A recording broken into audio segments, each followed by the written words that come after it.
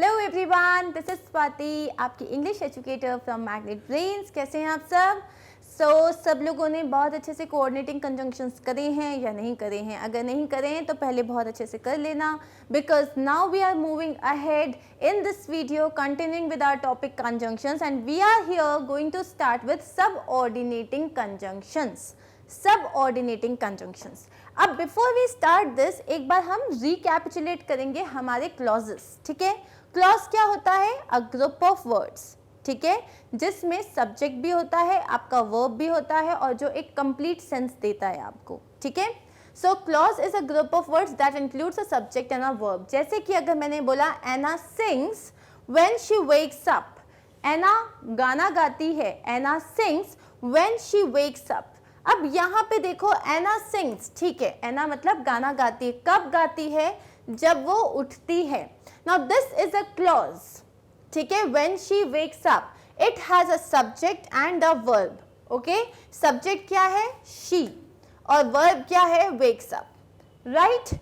In the morning, Anna sings in the morning. अब in the morning जो है ये एक क्लॉज नहीं है, क्योंकि इसमें सब्जेक्ट नहीं है, इसमें वर्ब नहीं है, तो ये एक फ्रेज है। ये तो हमें बहुत अच्छे से पता है, ये हमें क्लॉज समझ में आ गए। क्लॉज में हमने ये भी पढ़ा था, क्लॉज दो तरीके के होते हैं। एक होता है इंडिपेंडेंट क्लॉज, जिसको आप मेन क्लॉज या प्रिंसिपल क्लॉज भी कहते हो, जिसमें सब्जेक्ट और वर्ब होता है और जिसमें किसी और वर्ड की, किसी की भी ज़रूरत नहीं है। इट कैन स्टैंड अलोन, वो अपने आप में कंप्लीट होता है। और एक होता है आपके पास डिपेंडेंट क्लॉज, जो कि आपके मेन क्लॉज के ऊपर डिपेंड करता है to give a complete meaning. वो अपने आप में, उसमें सब्जेक्ट वर्ब कंपोनेंट होता है, लेकिन उसके बाद भी वो अपने आप में अधूरा होता है। ठीक है, one that is usually a supporting part of the sentence। ये हमें पता है। और हमने ये भी पढ़ा था जब हमने फ्रेजेस और क्लॉजेस पढ़े थे, कि जो सबऑर्डिनेटिंग कंजंक्शंस होते हैं, सॉरी सबऑर्डिनेटिंग जो आपके सबऑर्डिनेटिंग क्लॉज होता है, इन क्लॉजेस में जो वर्ड्स होते हैं उन्हें हम सबऑर्डिनेटर्स कहते हैं या सबऑर्डिनेटिंग कंजंक्शंस कहते हैं। अब उन्हीं वर्ड्स को हम यहाँ पढ़ने वाले हैं। ठीक है, let's see. A subordinating conjunction is a connecting word or phrase that introduces a dependent clause and joins it to a main clause or independent clause। अगर आप लोगों ने phrases और clauses वाले वीडियो में subordinating clause वाला video नहीं देखा है, then please go and watch it, क्योंकि अगर आप उसे देख लोगे तो ये आधा अपने आप समझ में आ जाएगा। ठीक है, जब मैं एक सबऑर्डिनेटिंग, मतलब अगर मैंने क्लॉज बोला जो कि एक डिपेंडेंट क्लॉज है, जैसे कि मैंने लिखा आई एट व्हेन, ठीक है, I ate when I was hungry, I ate when I was hungry. अब यहाँ पे तुम्हारे पास आई एट, इसमें सब्जेक्ट है और वर्ब है। आई तुम्हारा सब्जेक्ट हो गया, एट तुम्हारा वर्ब हो गया। ये अपने आप में एक क्लॉज है जो कि एक इंडिपेंडेंट क्लॉज है। इंडिपेंडेंट क्लॉज है क्यों? क्योंकि इसमें किसी और की जरूरत नहीं है।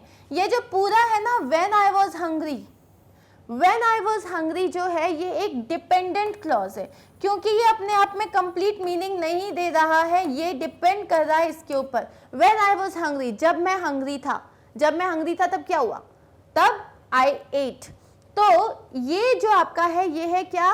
एक सबऑर्डिनेट क्लॉज या डिपेंडेंट क्लॉज। और ये वर्ड देख रहे हो व्हेन, है ना, यही वर्ड है जो आपका एक सबऑर्डिनेटर है या सबऑर्डिनेट कंजंक्शन है।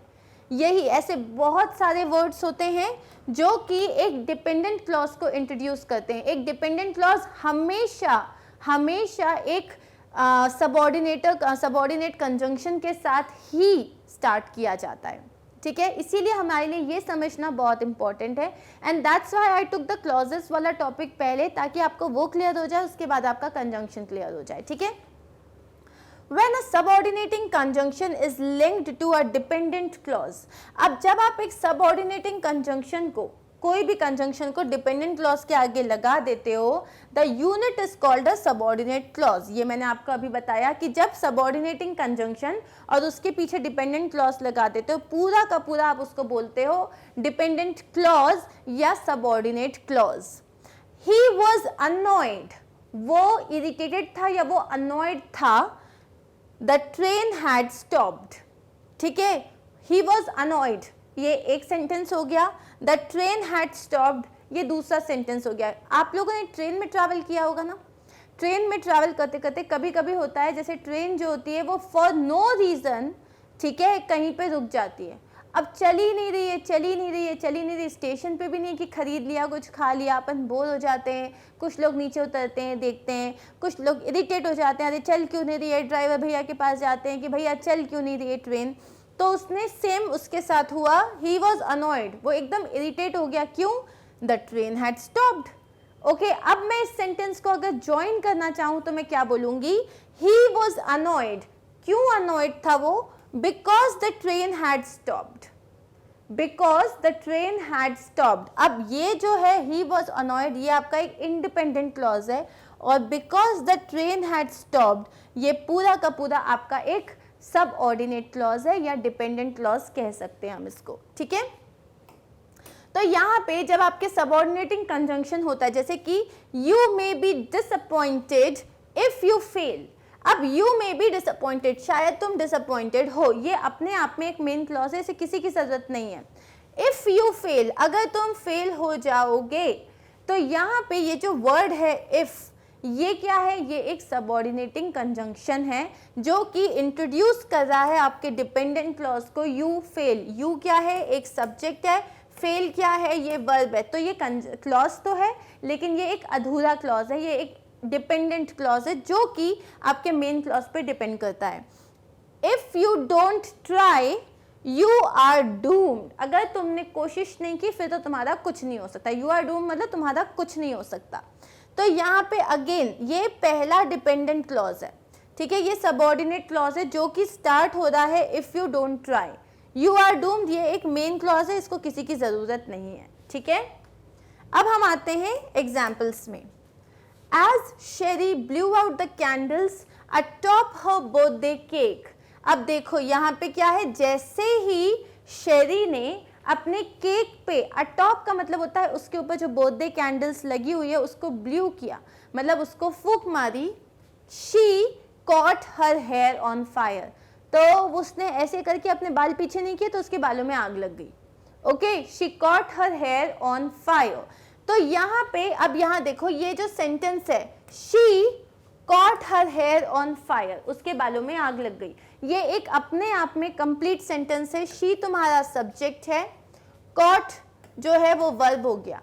लेकिन जो पहला सेंटेंस दिखाया है, as Sheri blew out the candles atop her birthday cake, जैसे ही उसने किया तो क्या हुआ, तो ये जो पहला सेंटेंस है वो दूसरे सेंटेंस पे डिपेंड करता है, ये तुम्हारा एक डिपेंडेंट क्लॉज है, ये पूरा का पूरा एक डिपेंडेंट क्लॉज है जो कि इस इंडिपेंडेंट क्लॉज पे डिपेंड करता है। और हमने यहाँ कौन सा कंजंक्शन यूज किया है, as. Okay, Sara begins to sneeze whenever she opens the window to get a breath of fresh air। अब सारा को कोई जो है साइनस का प्रॉब्लम है या सारा को जो है कोई एलर्जी है, तो सारा को जैसे ही वो खिड़की का दरवाज़ा खोलती है एकदम फ्रेश एयर को ब्रीथ करने के लिए वो स्नीज करने लग जाती है, मतलब वो छींकने लग जाती है।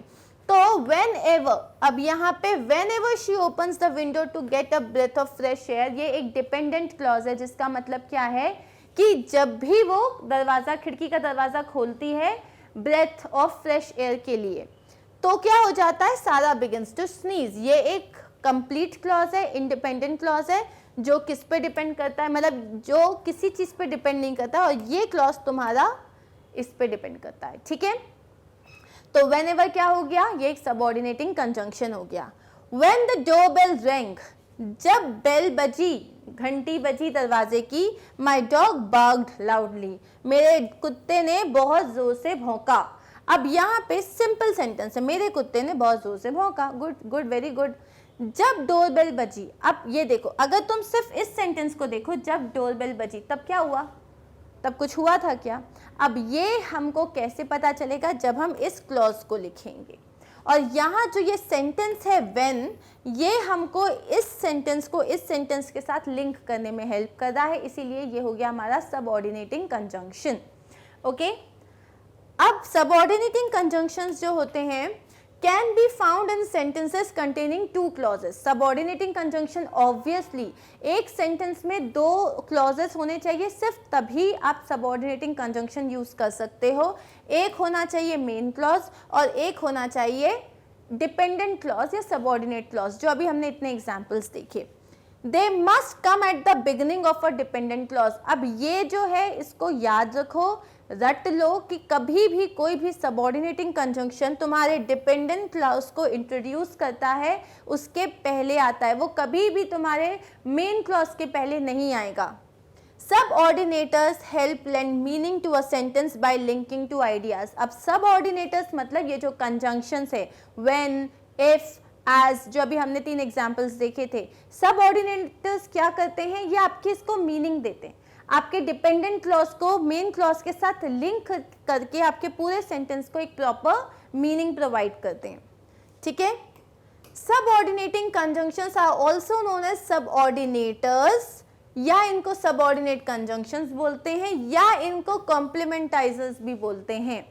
ठीक है, कॉम्प्लीमेंटाइजर्स. तो यहाँ पे सबऑर्डिनेटेड कंजंक्शन के जो दो कॉमन नाम हैं, एक तो हो गया सबऑर्डिनेटर्स और दूसरा हो गया सबऑर्डिनेटिंग कंजंक्शन. लेकिन एक जो थोड़ा अनकॉमन सा नाम है वो है कॉम्प्लीमेंटाइजर. ये मैंने इसलिए बताया कि कभी मान लो ये वर्ड यूज हो तो ये मत सोचना ओ माय गॉड ये कौन सी नई और अनोखी चीज है, इसके बारे में तो हम जानते ही नहीं. कुछ नहीं है, कंजंक्शन है, सिंपल, बिंदास बनेगा. Many subordinators are single words such as because. बहुत सारे subordinators single words होते हैं, जैसे कि because, before, when. But some subordinating conjunctions consist of more than one word, जैसे कि even though, as long as, and except that. तो आपके कुछ सबऑर्डिनेटिंग कंजंक्शन में तो सिंगल वर्ड होता है और कुछ सबऑर्डिनेटिंग कंजंक्शंस जो होते हैं वो बड़े लंबे होते हैं, उसमें मतलब almost they are like a phrase. Okay. अब हम देखते हैं कौन कौन से कंजंक्शंस हम समझने वाले हैं. After, although. आफ्टर मतलब बाद में, ऑल्दो मतलब यू नो, ऑल्दो मैं गया था, ऑल्दो इट वाज रेनिंग, फिर भी मैं बाहर चला गया, मतलब जबकि बारिश हो रही थी मैं फिर भी बाहर चला गया. As, because, before, even if, even though, if, in order to, once, provided that, rather than, since, so that, then, that, though, unless, until, when, whenever, where, whereas, wherever, whether, while, why. अब यहाँ पे आपके दिमाग में आएगा कि कुछ sentences, कुछ वर्ड्स ऐसे हैं, जैसे कि यहाँ पे है whereas. ठीक है कि मैम ये तो कोऑर्डिनेटिंग कंजंक्शन था. अब भाई सिंपल सी बात है, अगर दो सेपरेट सेंटेंसेस को, दो इंडिपेंडेंट क्लॉज को वेयरएस जोड़ रहा है तो वेयरएस कोऑर्डिनेटिंग कंजंक्शन है. लेकिन अगर एक डिपेंडेंट और एक इंडिपेंडेंट क्लॉज को वेयरएस जोड़ रहा है तो वेयरएस जो है उसकी पहचान बदल जाएगी, वो हो जाएगा एक subordinating conjunction. Are we clear with this? Simple सी बात है, कंजंक्शंस हमारे पास मेजरली वही हैं, लेकिन अगर सब जैसे वेयरएस है, अगर दो एक डिपेंडेंट और एक इंडिपेंडेंट क्लॉज को जोड़ रहा है तो वो क्या रोल प्ले कर रहा है, अकॉर्डिंगली आप बोल दोगे यार ये तो सबऑर्डिनेटिंग कंजंक्शन है. लेकिन अगर दो इंडिपेंडेंट क्लॉजेस हैं, एकदम सेपरेट सेंटेंसेस हैं, उन्हें जोड़ रहा है तो आप बोलोगे ये कोऑर्डिनेटिंग कंजंक्शन है. ठीक है. अब हम आते हैं टाइप्स ऑफ सबऑर्डिनेट कंजंक्शंस में. Types of subordinating conjunctions on the basis of their function. वो क्या फंक्शन जो है वो क्या रोल प्ले कर रहे हैं, उनका फंक्शन क्या है, उस तरीके से अगर देखा जाए तो हमारे पास ये होते हैं 6 main types of subordinating conjunctions. पहला होता है टाइम के लिए जो बताते हैं. एक होता है जो कंसेशन बताते हैं, मतलब कंसेशन का मतलब होता है जहाँ पे वो आपको बता रहे हैं, एक तरीके से कॉन्ट्रास्ट हो जाता है. ठीक है कि यहाँ पे मतलब एकदम ही कॉन्ट्रास्ट की जहाँ बात होती है. एक हो रहा है कंपैरिजन, जहाँ आप कंपेयर कर रहे हो. एक हो रहा है कॉज, मतलब हम रीजन की बात कर रहे हैं. एक होती है कंडीशन, जहाँ आप कंडीशन अप्लाई कर रहे हो, इफ वाली बातें जहाँ होती है. एक होता है प्लेस, मतलब जहाँ आप कोई चीज़ कहाँ हो रही है उसकी बात कर रहे हो. अब हम इन सबको डिटेल में समझेंगे. पहली बात हम कर रहे हैं टाइम. जितने भी टाइम रिलेटेड सबऑर्डिनेटिंग कंजंक्शंस होते हैं, they establish a period when the main clause will be और वाज परफॉर्म्ड. मतलब वो ये बताते हैं कि आपका जो मेन क्लॉज है वो कब होगा, कब वो एक्शन जो है वो कब होगा, तो ये आपको टाइम बताते हैं, जैसे कि after, as soon as long as, before, once, still, until, when, whenever and while। अब ये हमें समझ में आएगा जब हम एग्जाम्पल्स देखेंगे। पहले एक समझ लेते हैं, जैसे आफ्टर लिखा हुआ है, तो after I had my shower, after taking my shower I went for lunch. अब मैंने क्या बोला यहाँ पे, after taking shower I went for lunch। ठीक है, अब यहाँ पे एक चीज देखो, तुम्हारा मेन क्लॉज क्या है, I went for lunch। ठीक है, डिपेंडेंट क्लॉज क्या है, आफ्टर टेकिंग शावर। अब ये जो वर्ड आफ्टर है, ये तुम्हें बता रहा है मेन क्लॉज कब हुआ। मेन क्लॉज कब हुआ, शावर लेने के बाद, जो आपने खाना कब खाया, नहाने के बाद। तो यहाँ पे आपको ये बताया जा रहा है कि मेन क्लॉज कब होगा, ये आपको टाइम रिलेटेड को और सबऑर्डिनेटिंग कंजंक्शंस बताते हैं, जिनमें आपके ये सारे आते हैं। अब शायद थोड़ा बेटर हुआ होगा, अब शायद थोड़ा क्लियर हुआ होगा। हम देखते हैं examples. I will do the dishes, मतलब मैं बर्तन धोऊंगी after everyone has gone home, मतलब सपोज घर में कुछ मेहमान आए हैं, तो जब सब के सब चले जाएंगे तो मैं आराम से बैठ के बर्तन धोऊंगी। बहुत सारे बर्तन है, वरना निकलते ही जा रहे हैं। तो यहाँ पे उसने क्या बोला, main I will do the dishes after everyone has gone home. तो यहाँ ये after everyone has gone home, ये क्या है, तुम्हारा सबऑर्डिनेटिंग क्लॉज है, मतलब डिपेंडेंट क्लॉज है। ठीक है, ये किस पे डिपेंड कर रहा है कि मैं ये काम करूंगी उसके बाद। अब तुमको ये आफ्टर बता रहा है, ये जो मेन काम है बर्तन धोने का काम कब होगा, लोगों के जाने के बाद। मेन क्लॉज कब होगा, after everyone has gone home. The train arrived after the signal had been lowered, जैसे ही सिग्नल को लोअर किया तो ट्रेन आ गई। तो ट्रेन कब आई, after the signal had been lowered. तो ये तुम्हारा डिपेंडेंट क्लॉज है। तो तुम्हारा जो ये कंजंक्शन है, टाइम कंजंक्शन, वो तुम्हें बताता है मेन क्लॉज कब होता है, और ये आता है डिपेंडेंट क्लॉज के पहले। द मैन हैड डाइड, जो आदमी था वो मर गया था, बिफोर द डॉक्टर अराइव। तो अब वो आदमी कब मरा था, डॉक्टर के आने के पहले ही मर गया था। तो मेन क्लॉज कब हो रहा है, हमें पता चल रहा है आपके सबऑर्डिनेटिंग क्लॉज से। Okay, meet me as soon as you come back, when am I supposed to meet you, कब मिलना है मुझे, as soon as you come back। तो ये हो गए आपके कुछ एग्जाम्पल्स, और देख लेते हैं।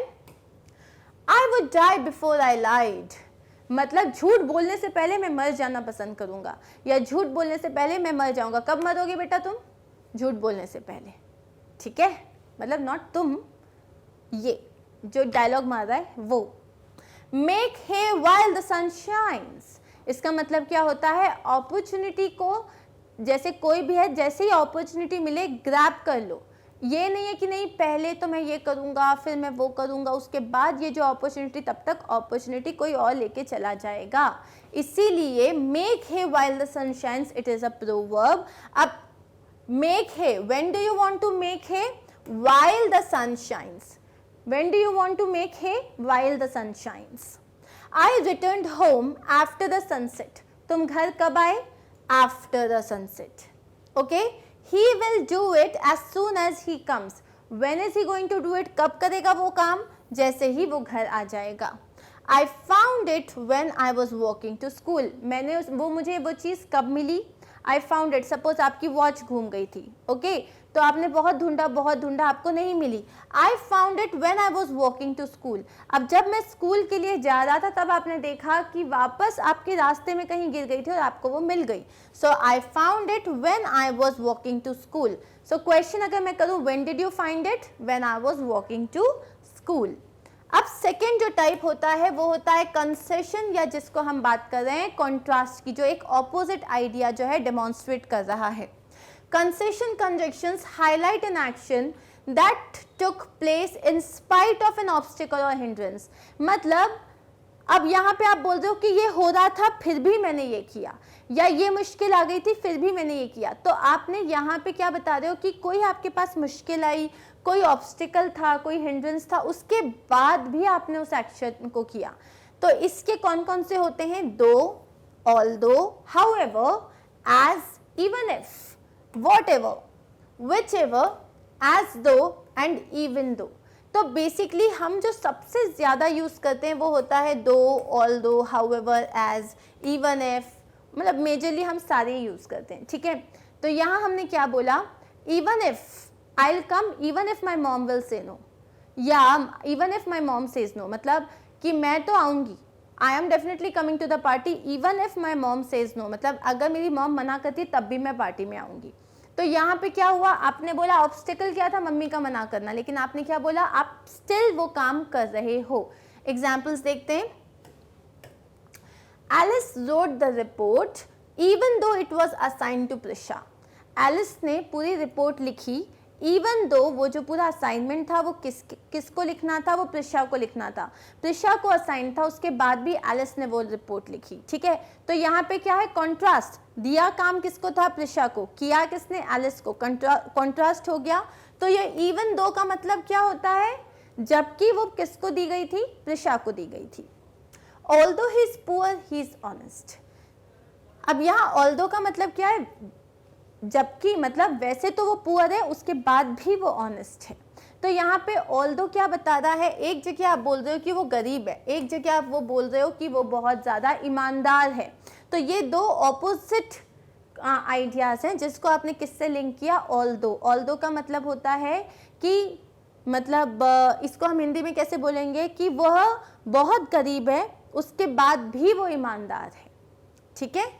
You cannot cheat him, तुम उसे चीट नहीं कर सकते।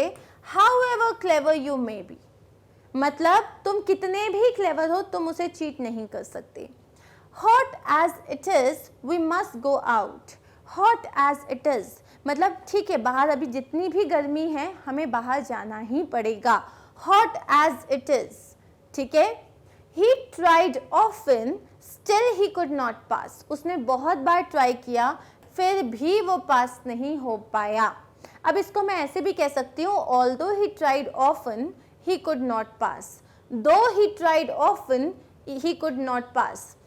He could not pass even though he tried often. तो मैं दो सेंटेंसेस को अलग अलग, जो ये मेरे सबऑर्डिनेटिंग कंजंक्शंस हैं, इनके साथ, इन कंसेशन कंजंक्शंस के साथ मैं अलग अलग यूज़ करके भी एक ही सेंटेंस के बारे में बात कर सकती हूँ। ऐसा बिल्कुल ज़रूरी नहीं है कि एक से साथ एक ही कंजंक्शन जाएगा। हो सकता है कहीं आपको सेंटेंस को थोड़ा मैनिपुलेट करना पड़े, हो सकता है थोड़े कुछ वर्ड्स इधर उधर करने पड़े, लेकिन आप अलग अलग कंजंक्शंस को यूज़ कर सकते हो, ठीक है।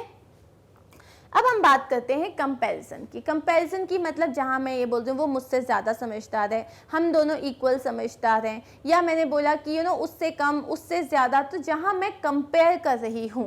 Comparison conjunctions help to establish correlations by providing context for comparison. मतलब आप रिलेट कर रहे हो दो चीज़ों को, कैसे? बाय प्रोवाइडिंग कंपैरिजन, मतलब आप कंपेयर कर रहे हो, उस तरीके से आप दो चीज़ों के बारे में समझ रहे हो।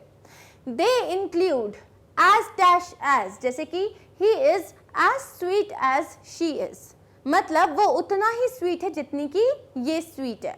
तो यहाँ पे एक तो आ गया आपका as dash as, एक हो जाता है then, जैसे कि he is taller than I am और she is more expressive than he is.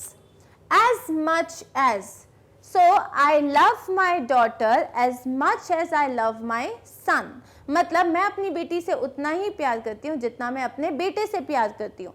तो यहाँ पे as much as मतलब आप बता रहे हो इक्वल टू जो अपन लगाते हैं ना, उसकी जगह अपन बोलते हैं as much as.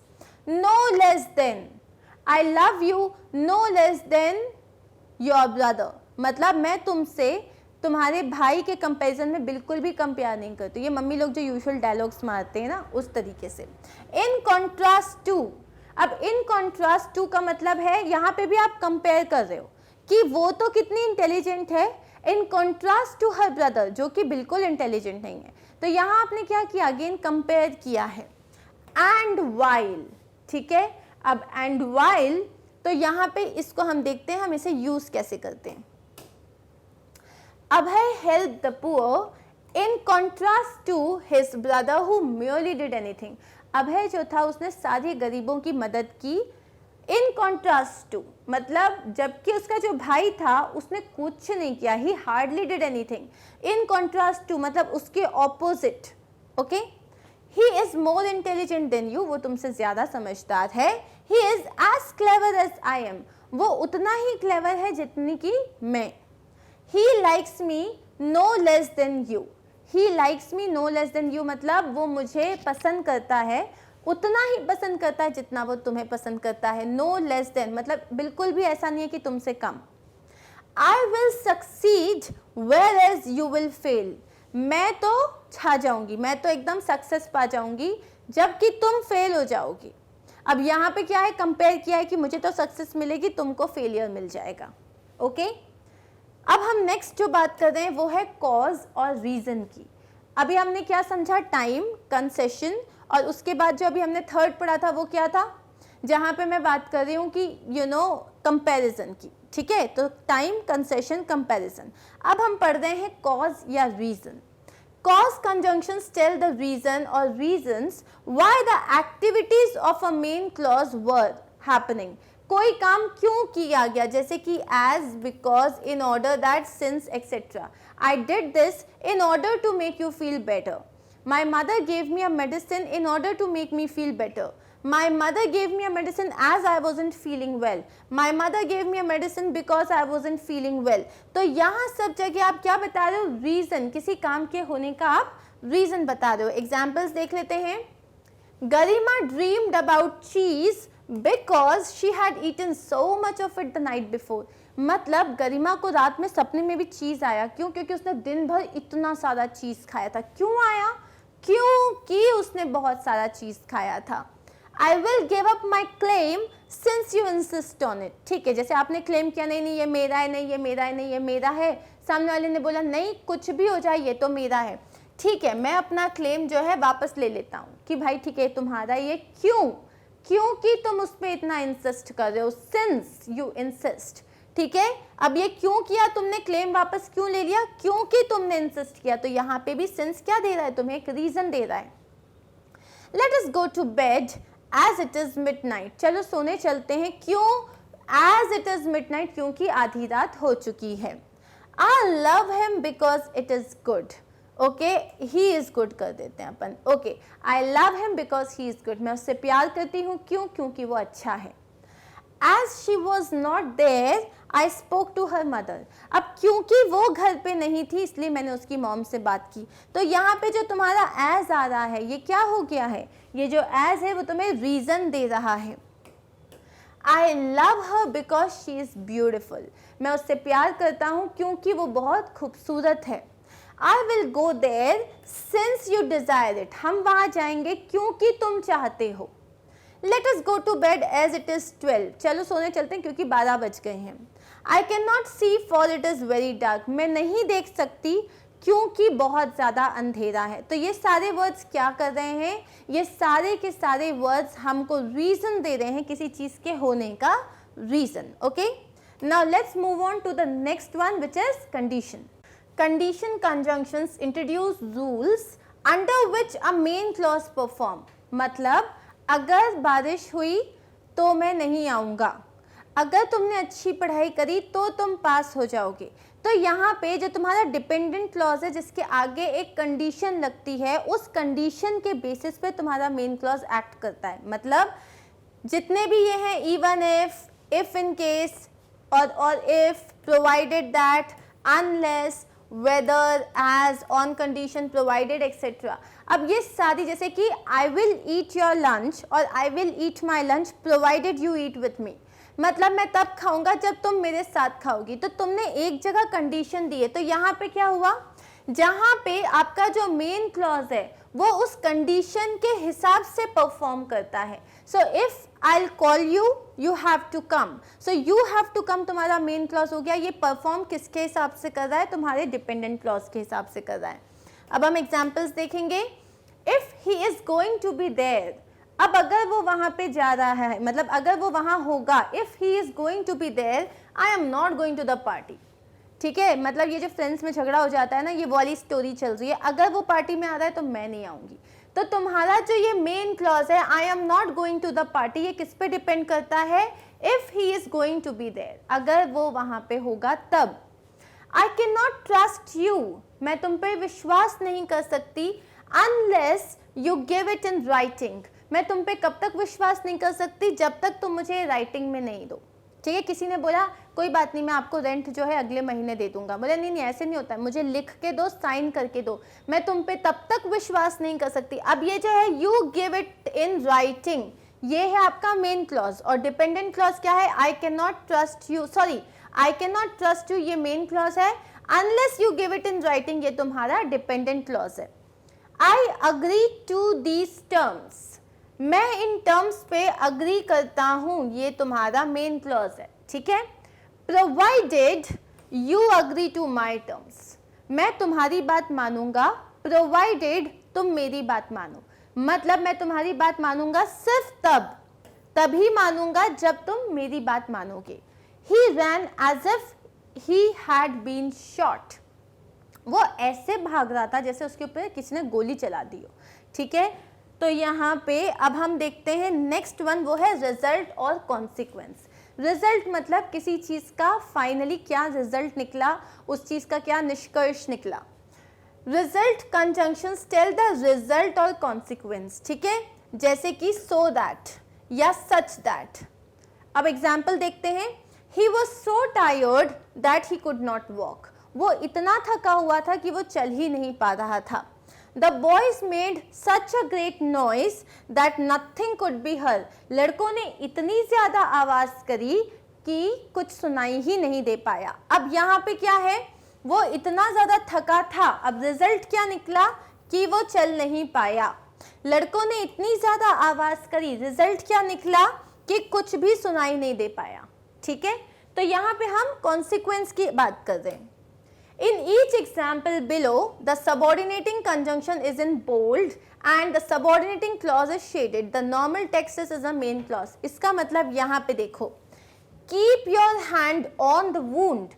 अपना जो हाथ है वो घाव पे रखो until the bleeding stops. अब ये तुम्हारा जो है ना, ये मेन क्लॉज है, keep your hand on the wound. ठीक है, कब तक रखना है? When until the bleeding stops. अब ये जो until the bleeding stop है, ये क्या हो गया? ये एक subordinating conjunction हो गया जो आपको टाइम के बारे में बता रहा है। Steve will sleep wherever there is a bed. Sleep वहाँ मतलब कहीं भी सो सकता है, जहाँ पे उसे बेड मिला वो वहाँ सो सकता है। तो अब यहाँ wherever की किसकी बात हो रही है? प्लेस की बात हो रही है, कहाँ सो सकता है? जहाँ उसे बेड मिले। तो ये जो wherever है ये हमें क्या बता रहा है? प्लेस की बात कर रहा है ये। Okay, She left early because Tony arrived with his new girlfriend. वो क्यों जल्दी चली गई? क्योंकि टोनी अपनी गर्लफ्रेंड के साथ आया था। तो यहाँ पे क्या हो गया? यहाँ एक रीजन आ रहा है, क्यों चली गई वो? क्योंकि टोनी अपनी गर्लफ्रेंड के साथ आया। यहाँ हम बात कर रहे हैं रीजन की।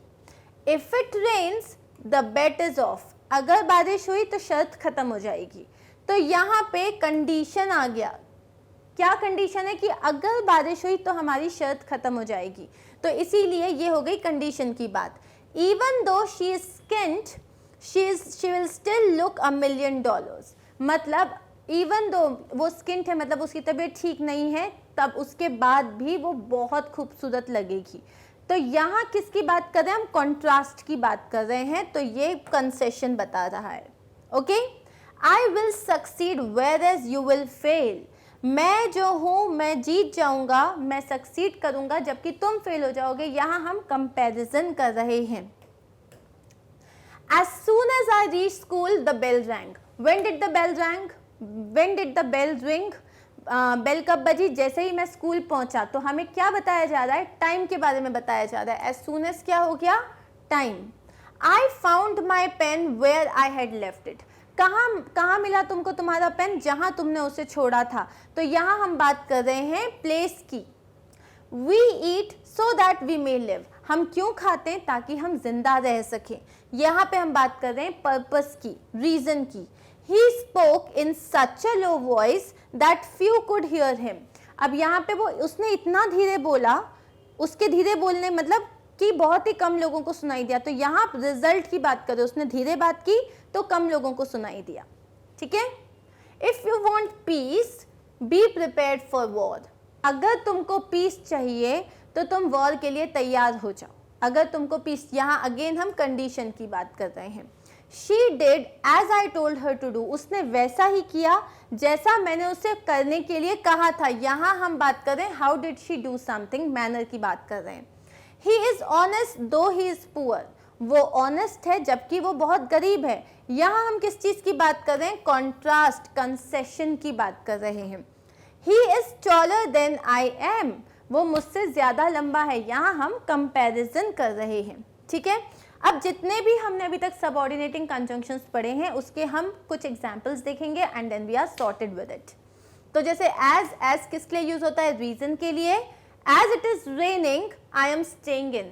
क्योंकि बारिश हो रही है मैं घर से बाहर नहीं जाऊंगा, मैं घर में रुका हूँ। As it is raining. Next है बिकॉज, जो रीजन की बात करता है। I am staying in because it's raining. मैं अंदर हूँ क्योंकि बारिश हो रही है। इन ऑर्डर दैट, ये भी क्या है? रीजन की बात हो रही है। इन order that I don't miss the postman I am staying इन। मैं नहीं चाहता कि जैसे वो खत देने आएगा, पोस्टमैन जैसे ही आएगा, तो सपोज आप बहुत इंपॉर्टेंट लेटर का वेट कर रहे हो, तो मैं जो हूँ ताकि मैं गलती से ये कुरियर, ये जो लेटर है, इसे मिस ना कर दूँ, मैं कहीं बाहर नहीं जाऊँगा। In order that I don't miss it I won't go outside. Okay. अब सिंस की बात हो रही है, जैसे कि since you are going out I am staying in. क्योंकि तुम बाहर जा रहे हो मैं घर में ही रहूंगा, किसी एक को तो रहना पड़ेगा, राइट। सो दैट, अगेन आप रीजन की बात कर रहे हो। आई am staying in so that I don't miss the postman. मैं अंदर रुका हुआ हूं ताकि मैं पोस्टमैन को मिस ना कर दूं। ओके। अब हम बात करते हैं कंसेशन या कंपैरिजन की। Although it is raining, I am staying in. Although I would rather go out. मतलब मैं घर में रुका हूँ जबकि मैं चाहता हूँ तो मैं बाहर जा सकता हूँ। Although I would rather go out. I am staying in as you should. मैं अंदर रुका हुआ हूँ। As you should मतलब तुम्हें भी अंदर रुकना चाहिए। I am staying in even though the sun is out. तो मान लो बहुत ठंड का टाइम है और बहुत खूबसूरत समा हो रहा है, एकदम जो है sun is out, it's bright and sunny, तो आपने क्या बोला? मैं अंदर रुका हूँ जबकि बाहर अच्छा मौसम हो रहा है। इवन इफ मतलब अगर बाहर अच्छा मौसम हो रहा है तब भी मैं घर के अंदर ही रुका हुआ हूँ। I am staying in just as you should. मैं घर के अंदर हूँ जस्ट एज यू शुड, वैसे ही जैसे तुमको घर के अंदर रहना चाहिए। ठीक है। दो, आई एम स्टेइंग इन दो I wish I were not. मैं घर के अंदर हूँ लेकिन आई विश की मतलब मुझे रहना नहीं पड़ता। I am staying in whereas you are going out. मैं अंदर हूँ जबकि तुम बाहर जा रहे हो। कंपैरिजन कर रहे हो यहाँ पे। अब यहाँ पे जो है वेयर एज कंपैरिजन भी कर रहा है और कंसेशन भी बता रहा है, कॉन्ट्रास्ट भी बता रहा है। I am staying in while you are going out. मैं घर के अंदर हूँ जबकि तुम बाहर जा रहे हो। अब यहाँ पे क्या बात हो रही है? While you are going out, तो ये भी कॉन्ट्रास्ट या कंसेशन बता रहा है। Even if it rains I am going out. अगर बारिश होगी तब भी मैं बाहर जा रहा हूँ। अब हम बात करते हैं कंडीशन की, जैसे कि if it rains I am staying in, I am staying in case it rains, तो या तो इफ लगा दो या तो इन केस लगा दो। Provided it doesn't rain I am going out. Provided it doesn't rain, अगर बारिश नहीं हुई तो मैं बाहर जाऊंगा। सो प्रोवाइडेड क्या हो गया? ये भी एक कंडीशन की बात हो गई। I am going out unless it rains, तो अनलेस क्या हो गया? अनलेस का मतलब होता है, अनलेस नेगेटिव वर्ड है। ठीक है। अनलेस इट रेन्स, जब तक बारिश नहीं होगी आई एम गोइंग आउट। ओके। अगर बारिश नहीं हुई तो आई एम गोइंग आउट। तो अनलेस के साथ आप कभी भी नॉट, नेवर, नो नहीं लगाओगे। I fish where the wave start to form. मैं वहाँ पे फिश करता हूँ, वहाँ फिशिंग करता हूँ, वहाँ मछली पकड़ता हूँ जहाँ पे वेव्स जो होती है ना बनना चालू होती हैं, वहाँ मैं फिश करता हूँ। ठीक है। तो यहाँ पे प्लेस की बात हो रही है। I will live wherever the weather is good. मैं वहाँ रहूँगा जहाँ पे वेदर सही होगा। Again you are talking about place. I am going out after the football has finish.